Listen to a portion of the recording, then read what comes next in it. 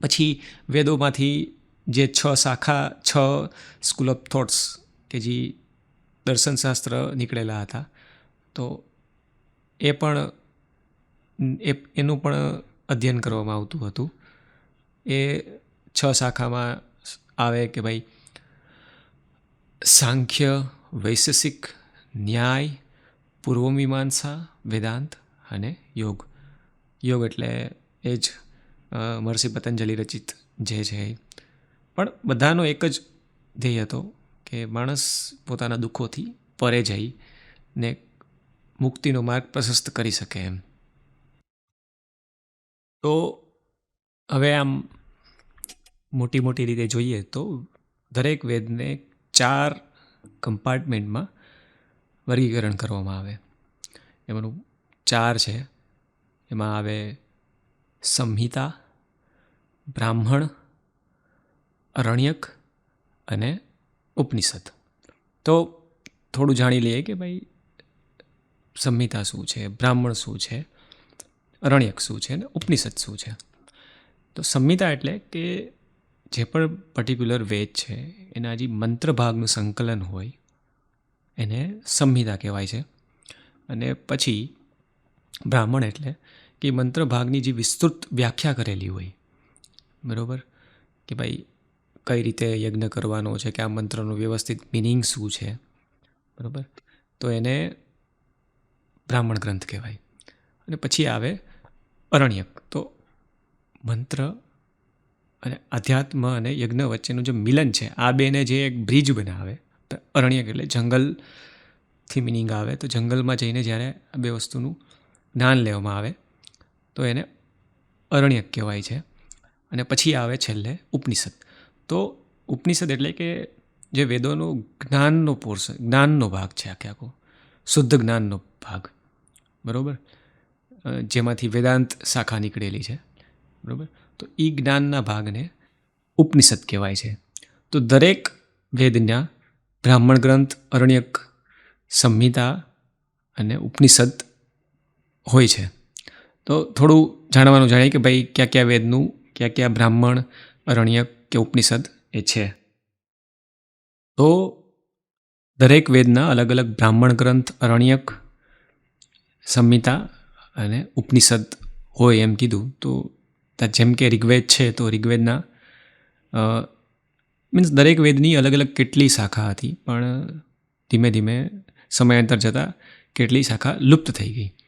જ્યારે કે ઋગ્વેદ છે તો ઋગ્વેદના 3 બ્રાહ્મણ છે: ઐત્રેય બ્રાહ્મણ, કૌશિતકી બ્રાહ્મણ અને સામખયાના બ્રાહ્મણ.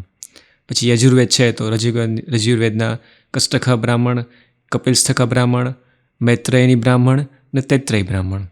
એમ સામવેદ છે તો એના પંચવિસ બ્રાહ્મણ, સદવિસ બ્રાહ્મણ, જૈમિનીય બ્રાહ્મણ. એમ છે તો અથર્વવેદ છે, તો એવી જ રીતે અથર્વવેદમાં કોપદ બ્રાહ્મણ છે. એમ પછી બ્રાહ્મણ ગ્રંથના જે કહેવાય ને કન્ક્લુઝન હોય એને અરણ્યક કહેવાય છે. એવી જ રીતે ઉપનિષદ છે.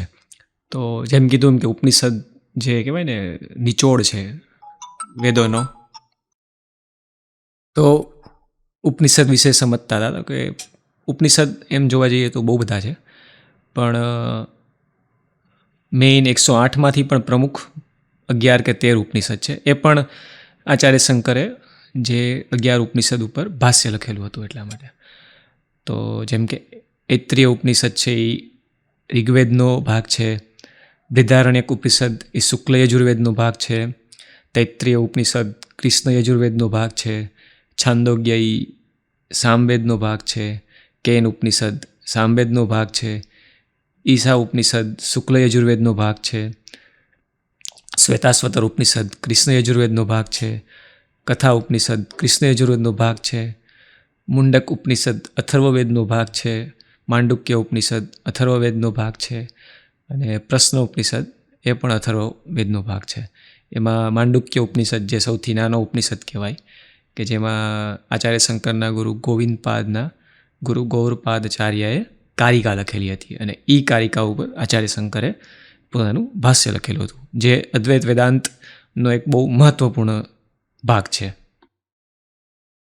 અને આ જ ઉપનિષદના લીધે ભારતનું પશ્ચિમમાં બહુ જ મહત્ત્વ છે, કેમ કે દારાસિકો કે જે ઔરંગઝેબના ભાઈ હતા એ ઉપનિષદથી બહુ જ પ્રભાવિત થયેલા, અને એણે ઉપનિષદનું પર્શિયનમાં ટ્રાન્સલેટ કરેલું, અને એ પર્શિયન ટ્રાન્સલેશન યુરોપમાં ગયું, અને યુરોપમાં લોકોને ખબર પડી કે ભારતના લોકોએ બહુ પહેલાં કહેવાય ને મન, આત્મા એના વિશે બહુ ફિલોસોફી વિશે બહુ ગહન અધ્યયન કરેલું એમ.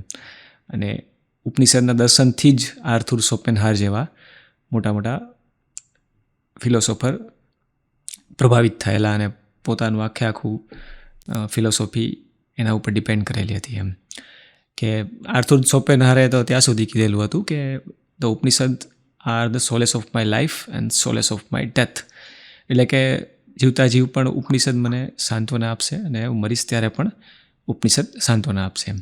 એટલે કહેવાનું એ છે કે ભારતીય પ્રમુખ ગ્રંથોને ખાલી સંસ્કૃતના ગ્રંથ કે આધ્યાત્મિક ગ્રંથ તરીકેને ઉપમા આપીને આપણે આપણા જીવનમાંથી ભારતીય ગ્રંથને બહુ જ અળગા કરી દીધા છે.